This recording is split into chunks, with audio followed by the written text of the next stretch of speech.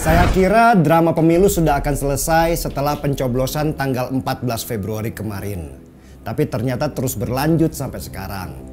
Tudingan kalau pemilu 2024 ini adalah pemilu tercurang pada zaman reformasi ini.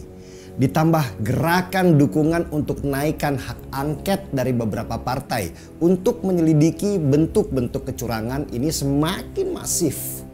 Gerakan mahasiswa di jalan juga semakin lama semakin banyak dan beberapa di antaranya jadi tidak terkontrol. Dari pihak pemerintah itu juga nggak mau kalah. Mereka menggerakkan demo tandingan dukungan terhadap KPU. Juga yang lucunya ada sekelompok orang yang mengataskan ulama menolak hak angket. Apa coba hubungannya ulama dengan hak angket? Ulama itu urusannya agama, sedangkan hak angket itu urusannya adalah politik. Dan belum selesai di sana. Ada pergerakan ormas-ormas preman yang sepertinya bangkit kembali.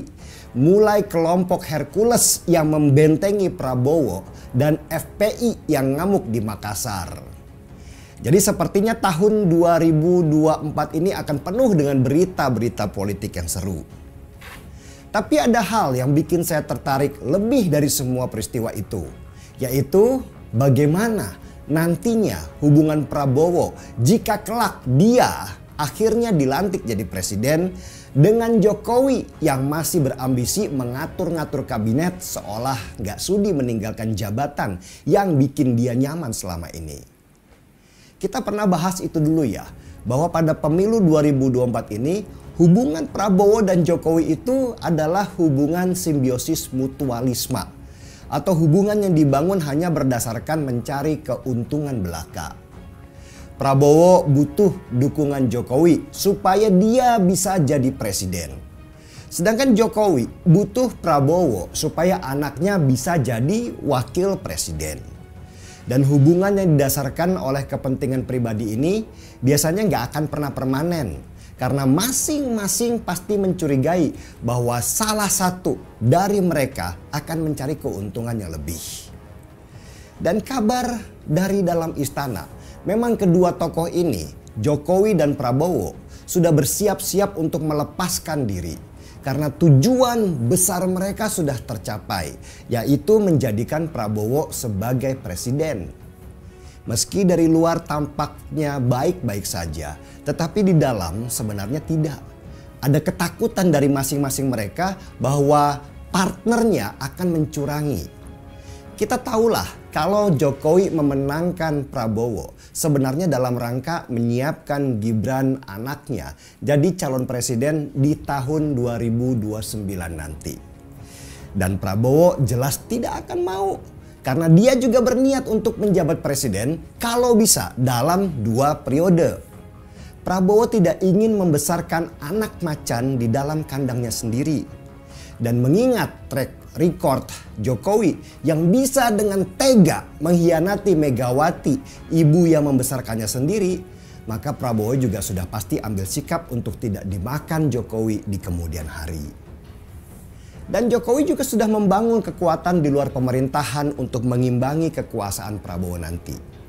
Salah satu kendaraan besar Jokowi yaitu Partai Golkar yang dia bangun juga untuk kendaraan anaknya Gibran ketika akan jadi calon presiden di 2029 nanti.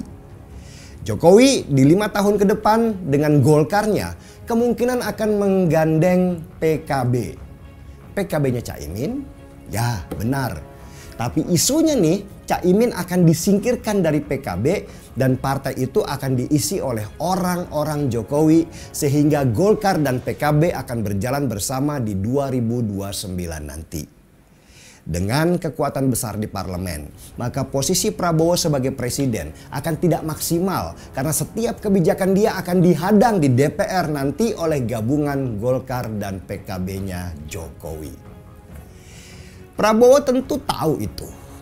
Dan kabarnya Gerindra juga marah karena suara mereka turun di pemilu 2024 ini dari 16% jadi tinggal 13% saja. Marahnya Gerindra karena pada waktu Pilpres Jokowi itu lebih fokus membantu Golkar daripada ikut membesarkan partai Gerindra. Sebagai catatan ya, Golkar di pemilu 2024 ini naik dari angka 12% menjadi 15% karena dibantu oleh Jokowi.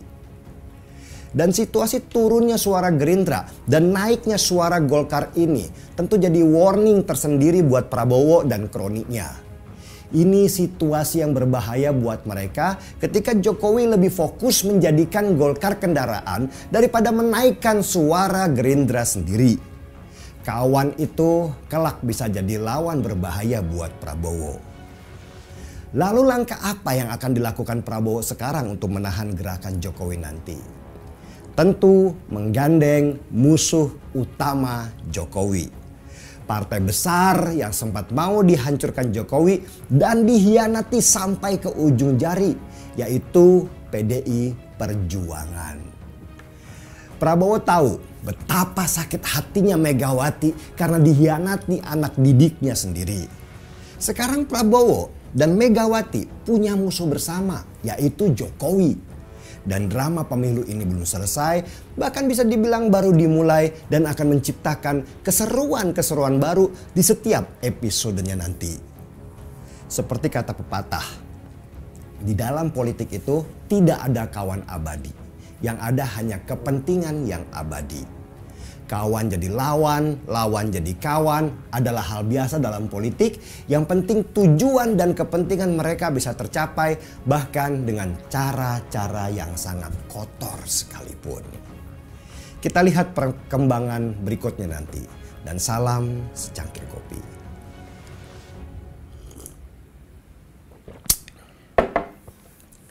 Gaspol.